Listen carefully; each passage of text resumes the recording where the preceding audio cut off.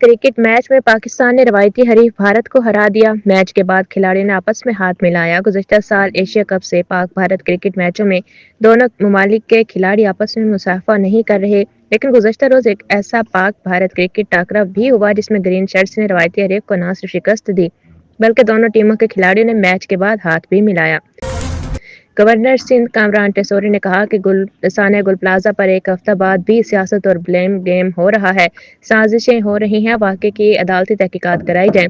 Governor house میں ہنگامی press conference سے خطاب کرتے ہوئے گورنر سندھ کامران ٹیسوری نے کہا کہ قابل افسوس بات ہے کہ لواحقین کے زخموں پر مرہم رکھنے کے بجائے سیاسی بیانات دے کر نمک چھڑکا جا رہا ہے۔ امریکی صدر ڈونلڈ ٹرمپ کو کیا بیماری ہے، اس حوالے سے وائٹ ہاؤس سے اہم بیان جاری کر دیا گیا ہے۔